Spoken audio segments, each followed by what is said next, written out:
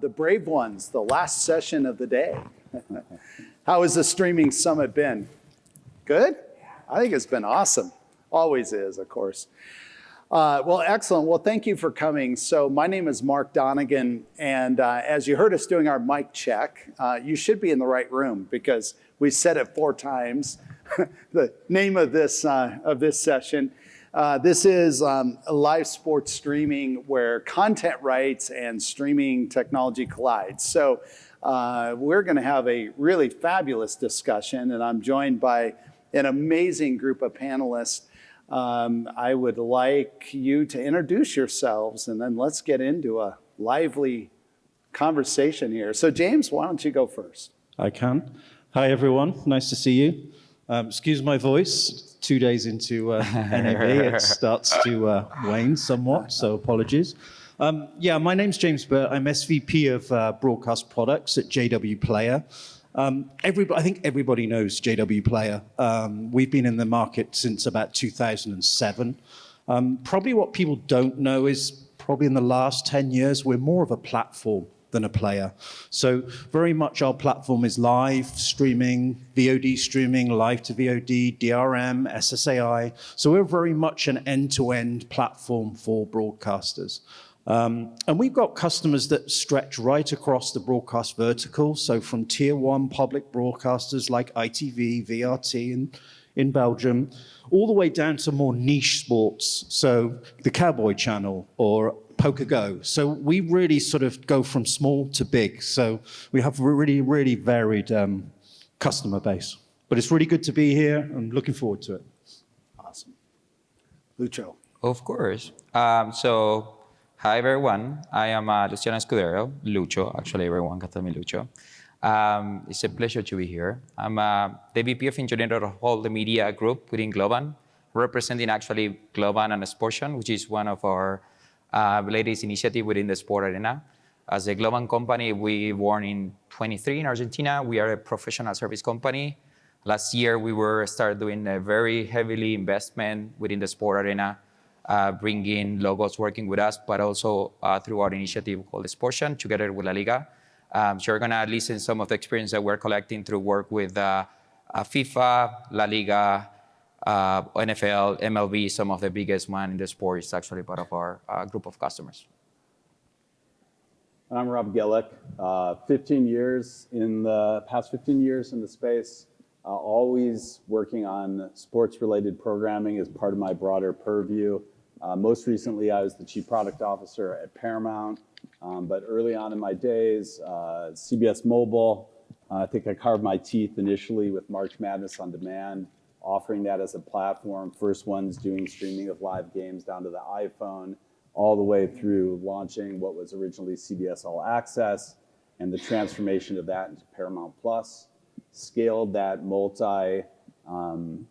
but I'd say that whole household service into a kind of global product from 0 subs to 67 million subs worldwide and in 40 markets. And sports has been a big component of that throughout. Yeah, it's great. So you can see that, this is a diverse, working in different parts of the ecosystem. Our speakers are going to be able to, I think really provide some excellent context as to what's happening, where we're going, what to be thinking about. I thought it'd be useful to split our conversation today into sort of the what I'm calling the vendor view, and then the content owner or the platform, so in other words, vendors, those of us sitting in the room who, sell technology services or somehow involved in providing what's required to actually get content out. And then for those that are actually a platform, or if you're part of a league or a team, or you're kind of looking at this. So we're going to start with the vendor view. And I find it so interesting that the rights are being so heavily disrupted right now, meaning that it's moved off the very traditional, well-known, well-established platforms, broadcast, pay TV, into, now it's like where do I watch the game tonight? And we're going to get into that as a challenge, I think, from the consumer side. But that coincides with now just consumer behavior going to OTT. And so why don't we start the conversation with, what are even the unique needs of live sports, over other streaming workflows? So we're saying that where content rights and streaming technology collide. So maybe we should start, and each of you can give your, real world examples and perspectives on why is this, how is it different? How is live sports on OTT different than operating a VOD service? Or, that's probably a good place to start. So I can jump in there. So live, the way I always look at it is you get one chance with live. So you have to remember, with VOD, you get loads of chances. Live, you get one chance. So for me, the key thing is reliability. It has to work. There is no second chance. It has to work. So one of the things that, we focus on a lot is that reliability. It's making sure that it's always available. If there's a problem downstream, you can handle it, you can manage it. So for me, one of the key things in a live platform is reliability. But I think then there's a second piece to this, which is also flexibility. With the way that the market is changing at the moment, we really, really need to have flexible solutions. So we need to be able to offer live to VOD. We need to be able to offer multiple monetization techniques. So I think having a solution that's both flexible and reliable is sort of super critical in my view. I'm gonna allow me to disagree a little bit. So reliable is for sure number one for T1 sport events. We are seeing a very large trends to start experimenting on T2 and T3 events. Means that like juniors games that actually can be streaming and experimented into the market. So the reliability piece is for sure number one priority for Final of Champions, Final of World Cups, everything that is actual events, but everything that is experimenting is a lot of things coming now to the market that actually is using T2 events. Examples are like, if I'm gonna do like a literally production events in the cloud, they are not gonna use a T1, they're gonna use T2 because they know the number of users are not gonna be that much impacted. They can fail on it. They test, they fail, and they go, they move forward. So I see like a big trends like trying to be very reliable on T1, but I think the market is mature enough today. We were able to stream 10 million users in India like months ago. So I think the market is able to support it, good, bad and good stuff, or even throw a lot of computing on it, but it's able to manage. I think there is a little bit right now how we experimenting with other leagues, with other type of sport events to kind of unblock less cost, better use of resources, and actually start experimenting a little bit with the market. Also, we have a very good case about Major League Rugby. Major League Rugby is very small here in the US. It's really small. But they get a OTT. Back in the days, they were trying to experimenting through kind of a product that is on the market. But they couldn't actually start kind of thinking on how they can monetize more. They can add a little bit more advertisement, how they can do SSAI instead of client-server ad insertion. So there was a lot of conversations on what the Major League Rugby want to do based on what is actually their plan in the next 5-10 years. And it's a really good niche where you say, yes, it's a league that is studying. You can experimenting with them. Let's go there. So that is actually one of the things that we are seeing in the market right now is experimenting for leagues that they are not that being impacted and don't screw up with T1 games. Yeah, interesting. Yeah, I don't disagree with the comments around reliability. I think that goes without saying. Maybe more particular in live because you only get one chance, and if the feed goes out at a bad moment, then of course especially if you're paying for a service, there's a lot of pushback. But I would say it's interesting that there's different operational challenges, and as a streamer, also you have these really limited opportunities.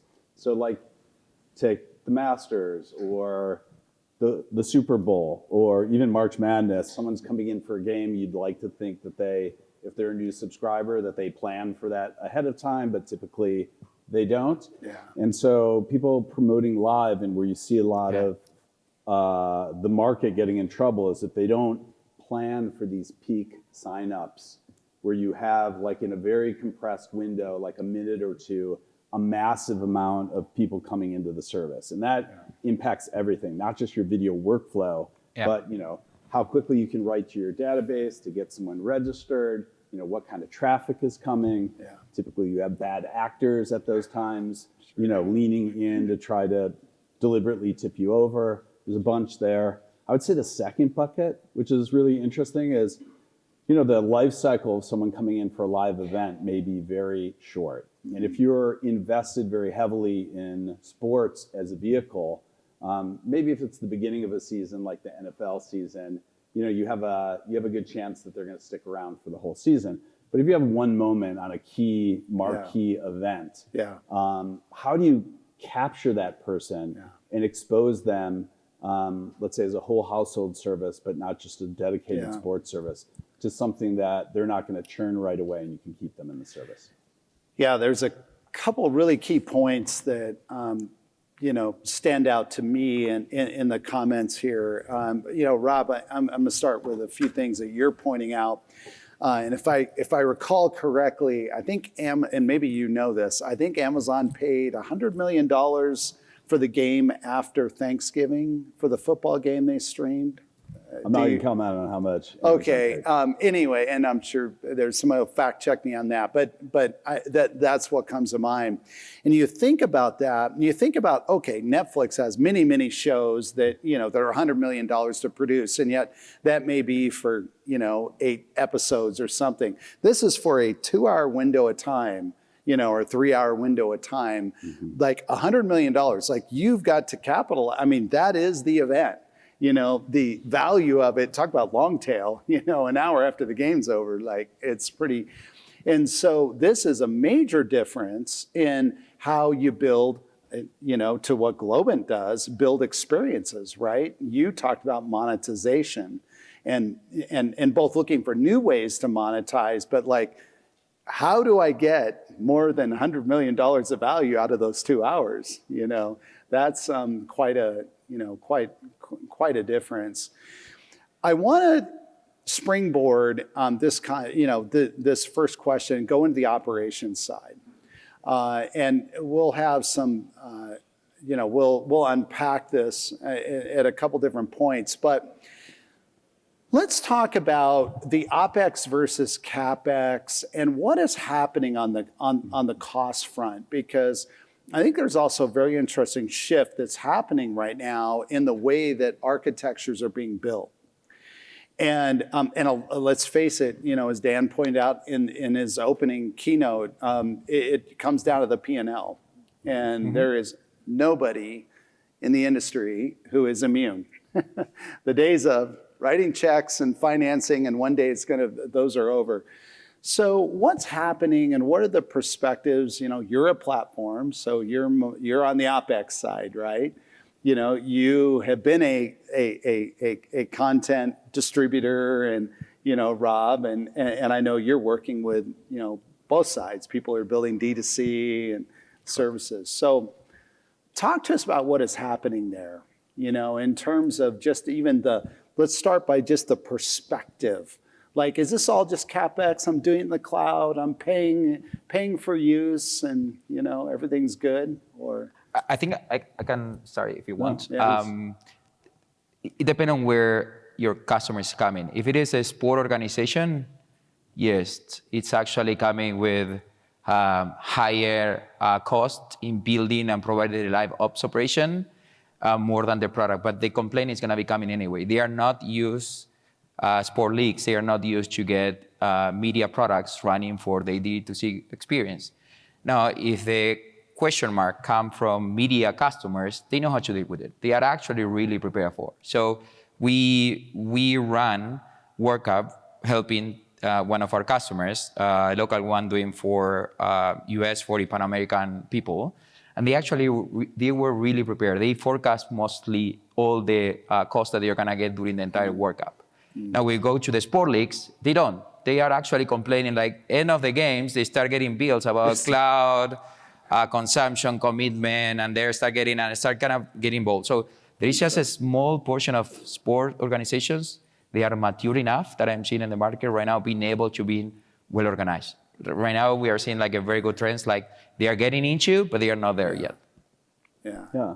I think you're talking about media companies. Typically, they're mature enough to think about the glass to glass experience. And what I mean by that is like, the camera at the event, in production, all that's involved. I mean, talk about capital intensive, getting crews there, then setting up those feeds. How do you acquire that signal all the way through to someone's living room TV if you're providing the end-to-end experience. So, capital operation costs are baked into there, but they're all very well kind of premeditated. I think one of the trends to look out for is actually where that intersects with software development these days. And most sophisticated streamers do capitalize their software development as well, where you have the same construct of developing a system that depreciates over time, just like a physical server or hardware would. And, as that ages and has that approach around specific programs. And it's allowed some more flexibility within the financing to, frankly, bring in partners like the two that are sitting here in order to help you with that. And you're treating it as a specific program that has some capital cost to it. Interesting. Yeah, and I mean, from our perspective, cost is key at the moment. Everybody's tightening their belts, not spending the money. So some of the things that we are being asked to do a lot more is be more sort of flexible with our solutions, that we spin everything down when they're not being used, save on the cost. So I think for us as a platform, it's being clever about what you need and when you need it, and then allowing us to sort of give that cost saving back to the customer and being flexible with our pricing so they're not paying for something they're not using. So I think it's just having that, I say earlier, flexible, adaptable approach to respect that people may not have that big CapEx up front and OpEx works better for them. So certainly from us, that's what we see. And actually, it's a good point, the one I say glass to glass. So we have one specific case that we're working right now. Everyone knows that we work with FIFA. Part of the products that they are kind of developing, which is FIFA Plus, they have multiple type of inputs. One of them could be games for different member associations that are really low quality. And when he mentioned glass to glass, it's literally people with a same phone in the field, like nothing else. And you're not talking about like places where they have 5G. So when you think about how you solve that issue between that glass coming to the end user, which, they're not gonna, it's not that much user that they stream, but they want to actually see that working well. You need to actually ensure that you have a team prepared to talk to the person that is on the field, tell them that they need to configure SRT protocol in a specific way, checking that the audio is coming out properly. So all that is actually human interaction and it costs. And that is the reason why I was telling you is, if you think about T1, you have a producer company who is actually everything prepared, everything. When you go to T2, you're gonna get enough those that you need to start kind of forecasting and think how you're solving. This is where technology pieces start getting in. We need to build components that are flexible enough in order to get both pieces. It's the T1s, but also the all others. So this is super fascinating because, the title is, where content rights and streaming collide, around sports. And there's been examples for a number of years now of like in-stadium where somebody could be in a stadium on their phone, seeing camera views on the field, or, maybe even curated fans. I think there's some apps out there. But you're talking about someone with a cell phone. So is that actually footage that's going to go to broadcast, or is that this alternative experience that someone might be wanting to curate? The cases that I actually meaning is actually really end users, but not the one that is actually from like the one watching. It's actually the one broadcast. Is it FIFA? Correct, yes. Okay. But it's actually a real person, like one in the field broadcasting, like a game, doing the whole moves, sending directly to the cloud, transcoding and streaming to end users without passing any producer in the middle.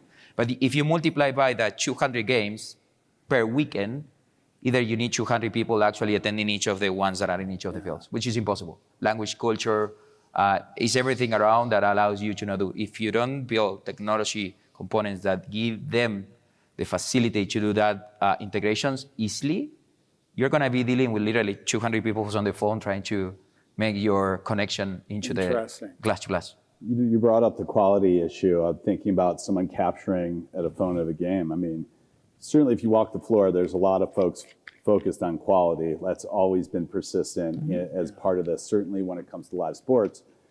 You know, I'm doing some work with IMAX, and it's definitely worth stopping by to see how they're approaching it, because I think it's really, they have a Stream Smart and Stream Aware product. And what they've said is, like, especially in the live space, they're like, okay, what's happening? If you're a streamer, you're usually trying to push what is the maximum, highest quality that I can get to a user that their device will support in the bandwidth they have. And what they're seeing as part of this cost equation is that a lot of streamers are pushing unnecessary bits across networks that cost them tens of millions of dollars, where they're over-optimizing for things that aren't perceivable by users of being a higher quality. So they have an AI platform that does a human-related scoring of your stream so that you can come down to a level where you're not over-delivering. Like, is too much quality a thing? And I think it is, where you're dialing back the quality just to the level where people can't perceive that there's any drop in it.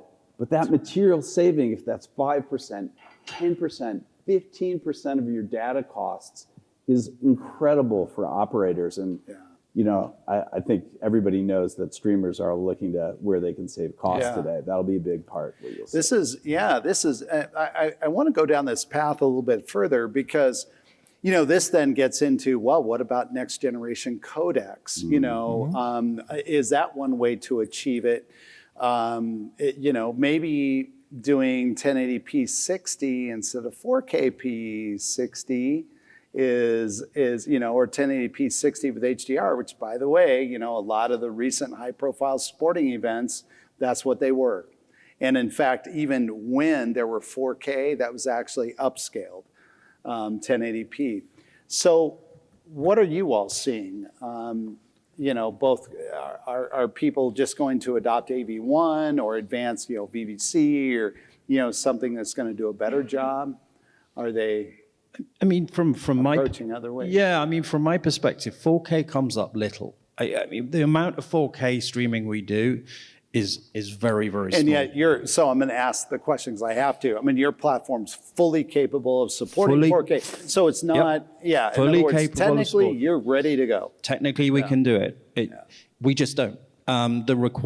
For whatever reason, you know, 1080p at 60, it's good. It's good enough for most of the customers that we have, and that's ranging all the way from the tier ones all the way down to the smaller ones. I do feel there is this thing, oh, we got to be 4K. You've got to do 4K. Why? I see Rob smiling. So either you totally agree, or you're like, I don't. No, I mean, I agree in that there was a great branding story around 4K. Sure. And I think that those types of brands it has power in the consumer's mind as meaning quality. And I think there are many brands that are playing in that space.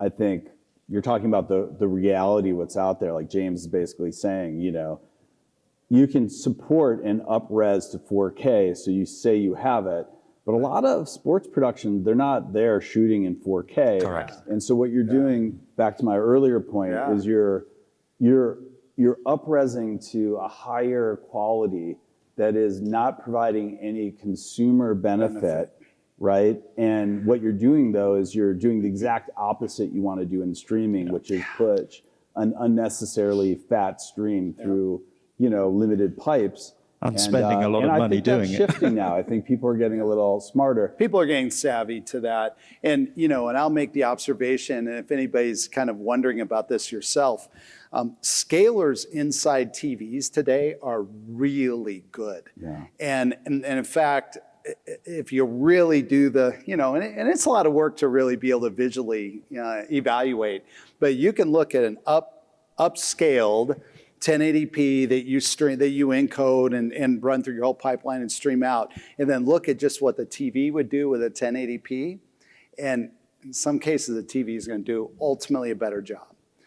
Because you could afford to send 6 megabits, 1080p 60, or 7 or 7.5 megabits instead of 15 or 20 megabits 4K, which is going to. So anyway, just a little side commentary there, based on what I've seen. This is super interesting. So.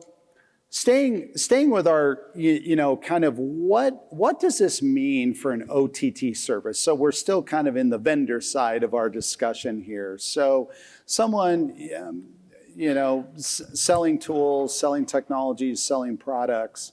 What are the unique needs, of a live sports infrastructure, and where are there existing products and solutions that can be fully deployed, and where do we need to be looking at some areas? And Rob, I actually want to start with you because you have the perspective of being in the field out there delivering content. Sure. And where did you say, I've got to go build this because it doesn't really exist what I need? Yeah. So give some pointers here. I think most streamers today have what I would describe as a patchwork quilt of third-party tech and homegrown solutions. And if you look across the board, you probably would be hard-pressed to find like an end-to-end video workflow that is actually the same. But the good thing about that is that means there's a bunch of really flexible tools out there where you don't have to conform to a set standard or architecture or platform or singular technology anymore. And that diversity breeds innovation, competition, and really creative solutions today. So, I would argue that most aren't even set, even if you've invested. Sometimes there's a pride thing in a system that you've built, and then you need it at that time because no vendor had that in the marketplace.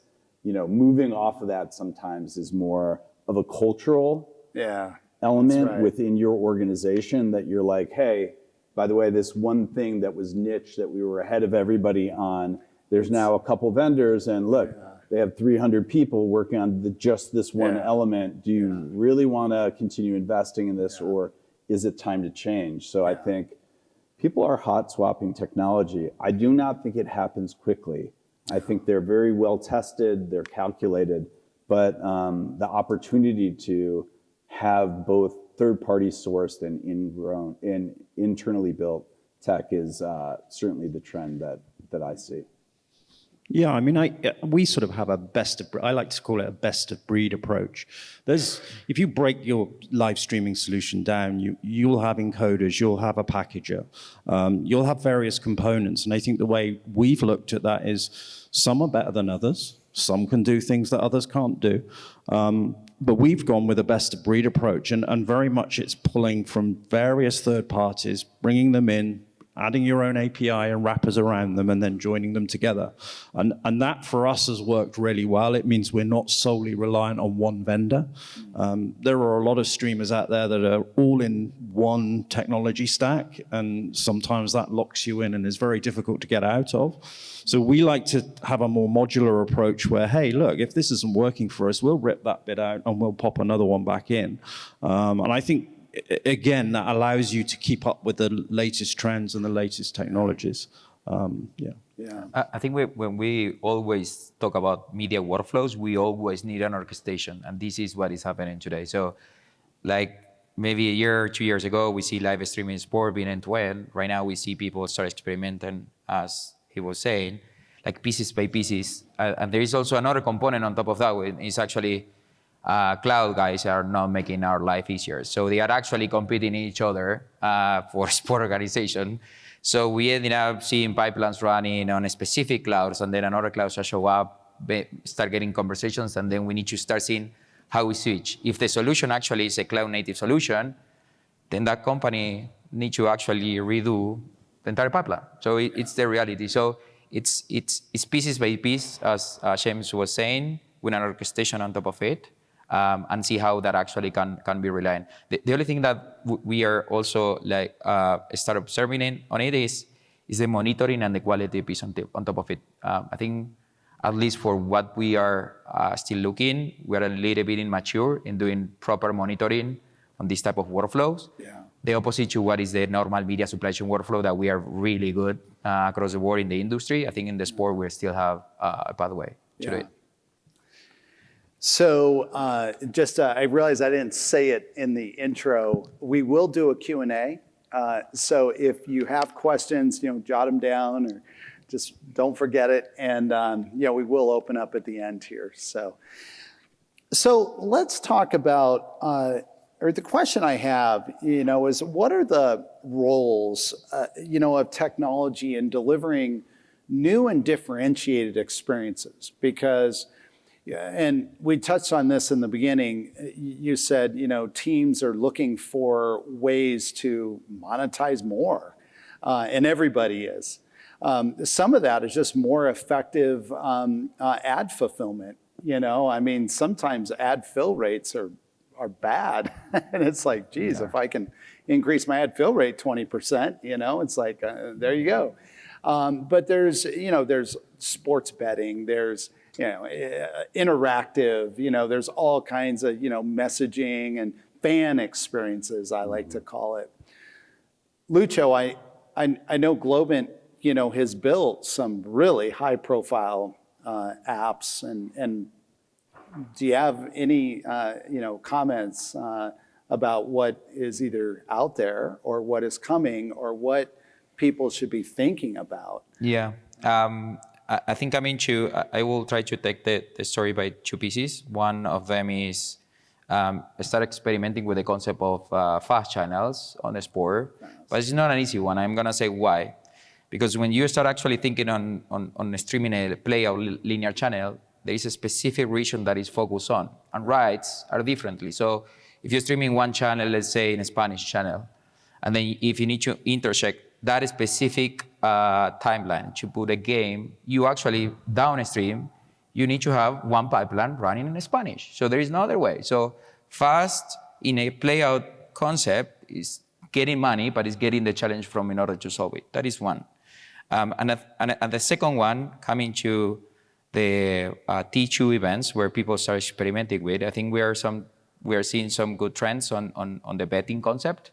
The concept where I can actually make betting in real time with the most closest low latency that can be actually achieved.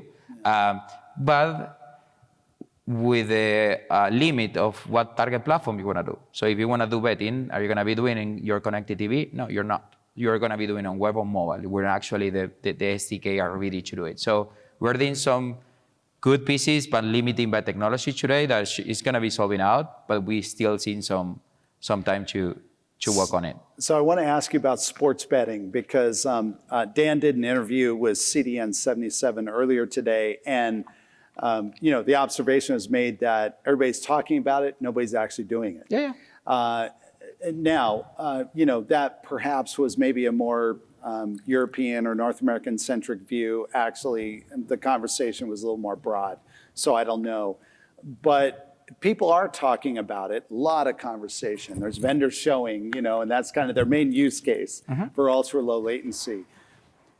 Is this going to actually get implemented? Are we all going to be watching the game and betting alongside the game in some way? My take on it on a personal level is, it'll be interesting to see what is actually permitted based on compliance. Yeah. And what it looks like industry-wide is trending that those can be parallel experiences, but there's limited ability to interact. Okay. So if you look at many of the sports-centric streamers today, they will surface something like, here's the 2 or 3 prop bets that you can make based on this game. Maybe they promote a betting companion app experience and they have a preferred one to do that, but you're not actually transacting in the same experience as like, oh, this is my streaming provider where I'm watching the game. I see. I'm not sure that's going to change anytime soon, specifically for North America on that. But you can see pretty much across the board, most dedicated sports experiences include links to go get it. He'll give you the odds or the chances of something, and then encourage you to go out and take action within a dedicated betting app. Yeah, they're naming them like the interactive piece right now. It's not like betting in playback; it's interactive piece. So yeah, 100%. That's a very good insight, because I think the implication is like, oh, I'm going to be the TV screen, the big screen. That's where all my experience is going to live. And I think you're right. Well, not I think, it's pretty clear that governments are want to closely control that and regulate it. So coming to the low latency point, which I think is a good one, I think we're seeing mature products, or at least some good one on the market today doing low latency. Okay, so let's go there, because there also seems to be a bit of a debate or discussion around how you monetize it and whether the consumer is really willing to pay for it, and then even what the additional cost is. So tell us what you're seeing. Yeah, I mean, we don't get low latency a lot. I mean, our latency, the old traditional HLS latency is like anything up to 35, 40 seconds, horrible. Yeah. I think most reasonable IP streamers now would get to 10 to 12 as a norm, which is okay for most things. As soon as you start getting into the sports space, though, then it becomes challenging at 10 to 12. I mean, we have not embraced low latency yet. It's a thing that we're thinking about.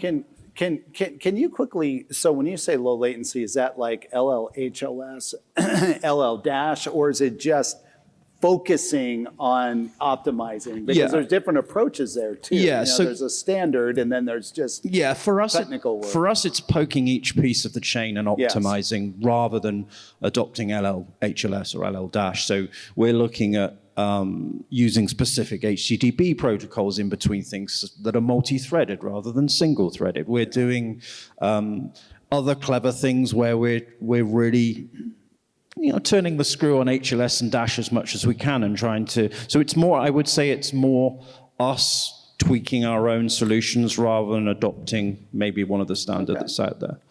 Purely because I think the support is not quite there for it, and that creates more challenges. Lucho. Yeah, we are experimenting the same. We also see a little bit of playground with the CMAF itself across the board, using as the low latency protocol. But it's also true that there is one good of my college here that identified one of the products that we're working. It's also true that in order to get a low latency, you can also reduce computing on the edge and then just making more traffic during the side to side. So if you think about doing lead transcoding or doing a large batch of transcoding into the edge, your actually low latency is going to be much better. But that means that you're going to consume more traffic. So it's actually like we are seeing a good amount of experimentation on that side that is going to unblock some of the low latency in the next 12, 18 months. Yeah. Rob, what's your view? I think it's interesting. I think in the sports streaming space specifically, the construct of time management is something that you see most streamers tackling head on. And I'm going to take it at a much higher, like bring it up 50,000 feet. You think about spoilers, most quality, streaming sports experience, prompt users like the UI has, like if you come in mid-game or mid-match, they give you the scores. You can choose to turn that off, as a feature, so that if you're coming in late and browsing, the first thing you don't see is like where the game is. What's becoming more and more commonplace are the ability to start over, catch up on key plays, like managing that construct of latency because of, I think a lot of when people are coming into these experiences, a lot of international content hitting the US, for instance. So you have matches that are evening matches hitting morning here, and you have a lot of non-live viewing, more so than there has been ever before, especially around, soccer football, whatever you call it, as one of those titles. And so it's getting more and more complicated in the space, but I think there is some great innovation both for consumer-facing pieces and on the platform side to manage that. It's interesting. All right. Well, this has been good. Well, let's pivot to the platform content, owner view. So kind of talking, the vendor side. So let's talk about the platform. And it's interesting, Andy Jassy just put out his Amazon's shareholder letter 3-4 days ago.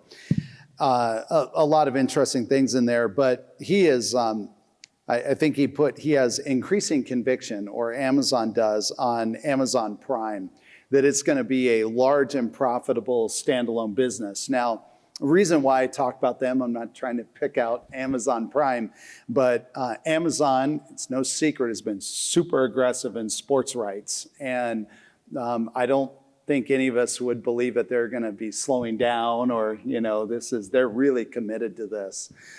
So, I think it sets up it's like a case study, right? Where, Amazon Prime, for a lot of us, we enjoyed the video, the content, at least from my perspective, is really great. I enjoy it. I find myself going there a lot. But with the sports, now it's like it's becoming the destination, Thursday night football and everything else that they're licensing. And I just wonder, are we going to start to see where sports is going to make these VOD services, because now you have Netflix, right, getting into live, and everybody basically. So is this going to make these platforms more sticky? Is it going to help with churn reduction? Because someone might be like, my favorite shows aren't on, I'm not going to call somebody out, but, service A, but guess what? I do watch my, whatever, my favorite team on there, so I'm not going to drop it. What do we think about that? And yeah, I'm biased, obviously, like the strategy even back when we launched CBS All Access. Give us the inside view. Yeah, in its earliest form, what we did is we knew that we were a small player in the space at the time. We had to, in order to tap into some of the biggest content investments of the network, was to actually use the linear broadcast feed. Yeah. And the technology challenge at that point is like really moving broadcast, which was 214 local live stations, onto IP and serving it in a way on the internet like it was done in the traditional distribution model. But what that did is opened up the chance for the organization to really reach its maximum potential on those investments, right? So if you wanted Masters and March Madness and the NFL and even other live events like the Grammys, right? You started to invest in that. And over time, what happened is, we were one of very few people offering a hybrid model of both ad-supported and, commercial-free experiences, which in recent years, you see more and more of the market moving to, including Amazon. That's right. And I think, sports in how it's formatted inherently opens opportunities for sponsorships at levels that are deeper than you see in most programming today, right? You have a huge halftime show, you have a pregame, you have a postgame, big production in and around it. Yeah. Sponsors the big and brands are everywhere. love this, the big sponsors, they love it. Yeah, so if you come in and you're a logo platform like Amazon moving to this hybrid solution, you have an incredibly powerful ad-supported, offering with hyper-targeting and really allowing advertisers to reach the very specific core demos and targeting. It makes sense to bring sports into the mix because the format's perfect for it. And typically what they've invested are these big high-profile events where you can really bring in big audiences and offset some of that initial growth risk with their core business, right? Because they have many businesses that are wrapped in around that. it allows that investment to come without Prime needing to bear that burden, I would guess, up front themselves. I have like a question mark. It is how those streaming OMPBDs actually are going to be able to sort it out the rights moving forward. The broadcasts in the past, it was really easy for them to negotiate. They just negotiate local rights. That's it, simple. I go to NFL, I negotiate local rights in the States, and I distribute them. Now, Amazon Prime or Apple TV coming in, they need to actually go and negotiate. So I want to distribute this game on this region, this game on this region. That increased the complexity of the rights a lot. And even for the sport organizations, because right now sports organizations, they're fighting for those rights. So they're going to try to not make exclusive rights. They're going to try to say, okay, you're distributing in Brazil. I'm going to also distribute in Brazil. How Amazon Prime, Apple TV, or some other MPBDs globally, because they have global reach, how they are actually manage that content rights across the world is a really tough workflow. It's a lot of stuff, and I didn't see nothing today that is be able to sort it out. That when you multiply regions, number of sports, potential rights, it's hundreds. Yeah, but most streamers at this point have invested in their own live CMSs, even if that's not a product that they buy from a third party, that allows them to kind of automate the management of those games, turning on and turning off at different times, knowing that the live specific use case is subject to, overruns or early starts, and they plan for those buffers as part of it. It's also part of the reason that you see like a lot of live sports showing up as standalone events, in addition to being baked into a linear feed, because it's easier to manage those windows in a way that you would, let's just say, like an on-demand piece of content where you can promote it, it appears for that period of time, and then they transition you into something else at the end of it. Yeah, and I think, I mean, your point is valid. I think maybe the macro is that now, if you had to worry about geos before, you're going to really have to worry about geos. But, look, Netflix has to manage this country by country. There's content they can only distribute in France. They cannot distribute in Italy. And they have built the systems to do that. So I think they'll manage it. Here's the thing, though, is that, and Dan and I talked about this on the podcast like every week, almost. The fan experience is just getting really complicated. It's like play the game of not whack-a-mole, but where's my team tonight? Like where do I watch it? What are you seeing, across your respective companies and roles and where you are in the ecosystem, or what are your just thoughts, and what are you thinking about how to, what's going to happen here? Because on one hand, it's awesome that Amazon is out signing all this content and, we have all of these rights being carved up.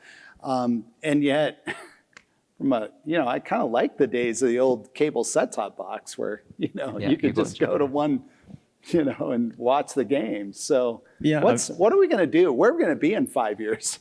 I mean, how many times do you sort of sit there and try and find where the game is on it? I mean, it's crazy. You spend 30 minutes First thing you have to do is go to Google to be let's see, where's the game? And you get the ones you shouldn't be pressing on. And but I mean, we're lucky in the UK. I mean, I have Sky at home, a platform, and they have a universal search on there that's actually quite cool.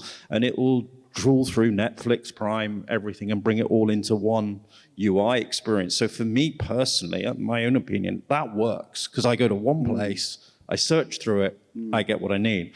But that relies on a lot of people talking together and joining the dots. So I don't know where this is going to go, but I agree it's painful. Yeah, I think you see the trend, and it's playing off the marketplace with what consumers are asking for. It wasn't that long ago where the big aggregated providers, that were, traditional distribution had everything and you could get it. And then people started to say, well, hey, I would prefer a la carte because I'm overpaying and I'm paying for all these things I don't want. and then there's the disaggregation and the birth of Yeah. streaming, and now it's coming a little bit full circle.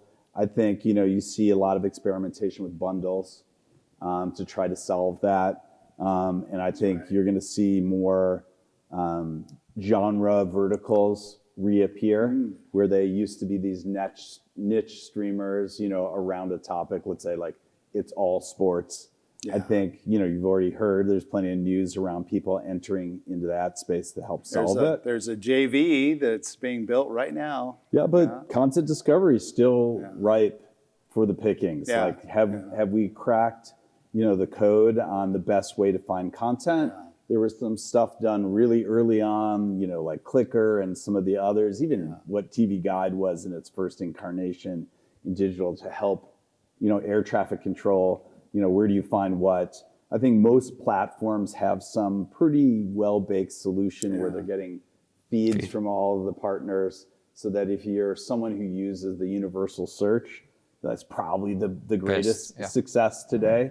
And if you just happen to have all those subscriptions, then there's gratitude. If you don't and you hit a dead end, then that's where some of the challenge frustrating. comes. Yeah. I think coming to the universal search, which is the best tool that we get today, is just how the metadata is good enough in order to actually make the universal search workable. Because otherwise, if you're coming to a very poor metadata about just team names but no player names, it's gonna be kind of the challenge of like actually doing the discovery of those games across the world. Yeah, that's good. Okay, any questions? Let's go to questions. All right. Oh, sorry. Thank you, first of all. So something that's pretty interesting and I think unique to sports and streaming is the ability for athletes to kind of commandeer feeds, right? Like they can go live and they can kind of take away from viewership that might be on traditional platforms.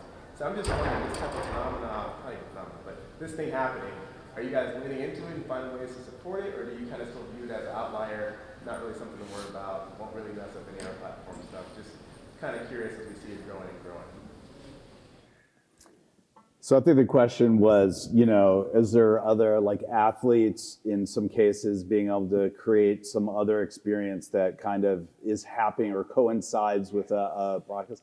Like I can't think of something in the years that I was with Paramount that really took one of the major sporting events off track. If anything, I think media is always trying to partner with individual athletes as brands to see how they can augment that, right? How do you leverage the joint fandoms of those individuals, the league, a team, the media company to come together to get the audience into one place?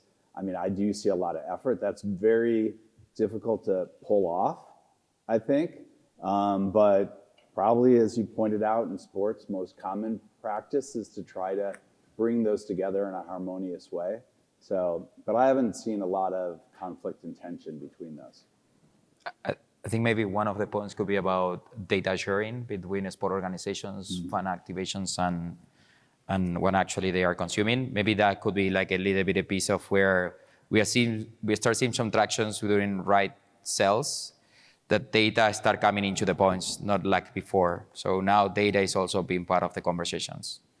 All right, I think one more quick question and then we're going to need to wrap, if there is one. Okay, yes. Where do you think is the final point where the leagues will stop cutting up their product, right?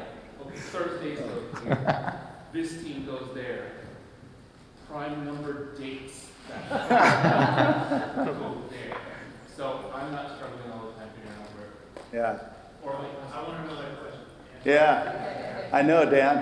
Is everyone going to be towing the line, seeing where people just find them call uncle to see how much they can carve it up? I'm curious as to what your thoughts are. Where's that microphone? Yeah, quick thoughts on, look, I'm not gonna really touch the answer to, where leagues are going with their rights and how they decide to carve them up or not. I'll say like one of the positive outputs of that, I think has been a lot of innovation in the space. Yeah. And I do think that from a viewer perspective, there's this kind of upping the bar in terms of like what is the ideal sports experience that I would argue would not have happened, without the distribution of that. Meaning like some of the stuff that YouTube TV has done in terms of their viewing experience on sports, tremendous, and started a bunch of industry norms that you see start replicating through the industry, like picking your games that you want to watch, that's super co-viewing, even the basics I was talking about before, like catch up on key plays. Those become tenets that one provider innovated that then the rest, are rallying around to make sure they actually have the rights to do. So I think, there is this element of that being a positive thing for the sports as well. It's awesome. All right. Okay. Well, thank you. Thank you to the panelists. But stay here. Thank you. We So have a just very real quick, special appreciate everyone being presentation. here. So Eric, come up here. Actually, Will, come up too right now. So, as I mentioned this morning, the industry, technology is 30 years old, 3 decades. The industry's a good 26 years old. So there's a lot of people who've contributed to a lot in the industry over the years. There's a lot of people to thank for this industry existing, but there's also very few individuals who are willing to help and educate everyone else in the industry without thinking like, well, what are you paying me to do that? Who actually answer emails. That's also unheard of in the business world these days, it seems. So last year, I came up with something to give out at the New York show. Eric Black was the first recipient of that for all the work that he's done in helping to educate the market. So this year, Will Law doesn't know why he's here or what he's doing right now. He was just told to be here. But Will's going to get an award for all the work that he's done to educate the industry over the years, especially with everything in Dash. When I think of Will Law, I think Mr. Dash. That's kind of how I think of it. If you guys don't know what Dash is, dynamic, adaptive, streaming over HTTP. You've also been the Dash IF chairman for what? How many years? 5 or 6 years. 14 years at Akamai? 16, I forgot already. 16 years at Akamai. So he's constantly educating, which is what we need more of in the industry. So I now have something I give out every year called the Dan Rayburn Streaming GOAT of the Year Award. This is what Will gets. The happy hour starts now. Will be upstairs at the happy hour. This is something he will have with him. Eric will have his as well. All right.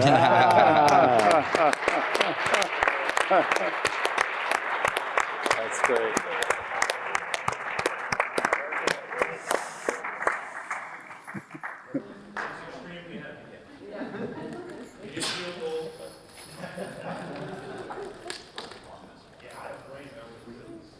So we'll be wearing these at the happy hour. If I get your photo with them on LinkedIn, tag them.